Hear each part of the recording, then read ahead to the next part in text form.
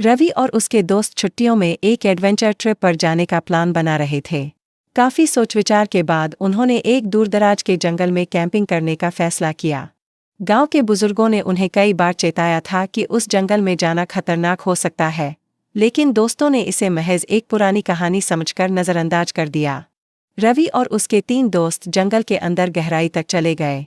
दिन के समय सब कुछ सामान्य और खूबसूरत था। ऊंचे ऊंचे पेड़, शांत वातावरण और पक्षियों की मधुर आवाजें उन्हें रोमांचित कर रही थीं। लेकिन जैसे जैसे शाम ढलने लगी, जंगल का माहौल बदलने लगा। अंधेरा तेजी से फैल रहा था और ठंडी हवा चलने लगी थी। कैंपिंग स्थल पर पहुंचने के बाद वे चारों ने तंबू लगाया और आग जलाई। रात होते ही अजीब-अजीब आवाजें आने लगीं। दूर से किसी के चीखने की आवाज सुनाई दी, जो धीरे धीरे और तेज होती जा रही थी। सभी दोस्त एक दूसरे को घबराई नजरों से देखने लगे, लेकिन रवि ने कहा, या रात होते ही अजीब-अजीब आवाजें आने लगीं। दूर से किसी के चीखने की आवाज सुनाई दी, जो धीरे धीरे और तेज होती जा रही थी। सभी दोस्त एक दूसरे को घबराई नजरों से देखने लगे, लेकिन रवि ने कहा, यह सिर्फ हवा के कारण हो सकता है। हमें डरने की जरूरत नहीं। अचानक उनकी आग बुझ गई और चारों तरफ घना अंधकार छा गया। तभी झाड़ियों से एक परछाई निकलकर उनके तंबू के पास आई।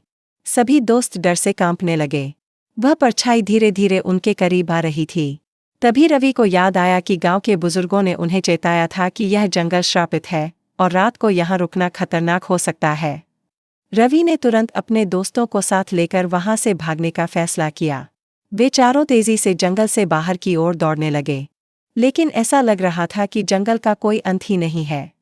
हर दिशा में उन्हें वही पेड़ और वही अंधेरा नजर आ रहा था।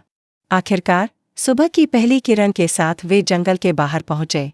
थकान और डर के मारे उनकी हालत खराब थी। गांव पहुंचने पर रवि ने बुजुर्गों से माफी मांगी और कहा, हमने आपकी बात न मानकर बहुत बड़ी गलती की। कहानी की सीख हमें बुजुर्गों और अनुभवी लोगों की सलाह को हमेशा गंभीरता से लेना चाहिए।